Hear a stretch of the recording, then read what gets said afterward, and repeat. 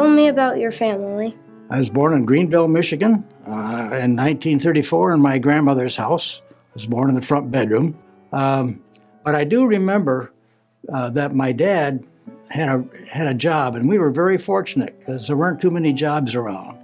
But I was the big brother, and I basically raised my brothers and sisters because I was the responsible one in the family. So, what kind of business did you own? I owned a financial planning business, insurance, investments. I was one of the early financial planners in this country. People never even heard about it. And I've written one book called The Spiritual Style of Management that was named the best book for business by the North American Booksellers Exchange.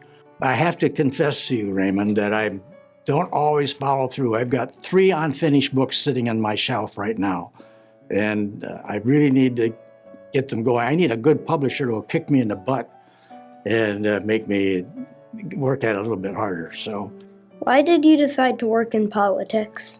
You know, there's an old saying that if good people aren't involved in government, then you're going to get what you get, which is what I think we get. I ran campaigns for mayor, for Congress, for governor, and for president. Which president did you work for?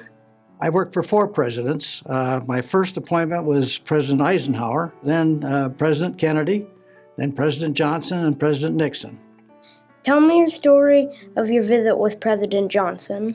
President Johnson invited me to come for the signing of the Older Americans Act. I went, and I'm standing there waiting for my turn to get the pen, which he signed a little bit of his name. And in back of me were just all kinds of photographers, there. So I walked up to him, and he handed me a pen. Now, President Johnson was 6'4", I'm about 5'10" at that time. And so he just towered over me. Well, I had my back to all the photographers. And he said to me, he grabbed me by the shoulder, he says, "Turn around here, Bo, and let them get a good picture of you." He turned around, and he handed me the pen again. And I'll never forget that. I still got that pen hanging up in my wall. What do you do to stay active now? Well, the first thing I do every day is take the dog out for a walk. And she's 15 now, so we used to walk 2.5 miles, and then it was 1.5 miles. And now I'm lucky if I can get her to walk a 1/2 mile because she just stops and she says, "That's enough."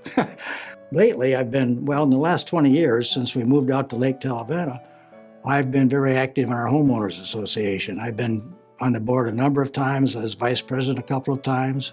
I've started a lot of programs out there. I'm very active in our church, always have been.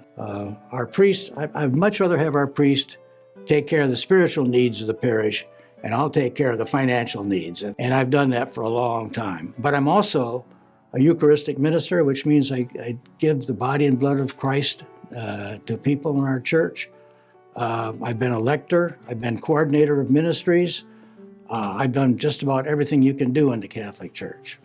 What did you study in college? When I got a scholarship to go to school, which I never expected, or I'd still be selling shoes in Greenville, Michigan, I think. My chemistry professor gave me an all-expenses-paid scholarship to any school of my choice. And so I decided to study psychology. I was going to be a policeman at first, and then I got a master's degree in public administration, and then I ended up getting a PhD here at Florida State. Tell me about your career at FSU. And so they asked me if I'd be interested in teaching this program called the Certified Public Manager Program. And so I started doing it. I did it for 36 years, After we went to Zoom classes and stuff, I didn't really care much for that. I decided at age 87, maybe it was time I retired. So I did.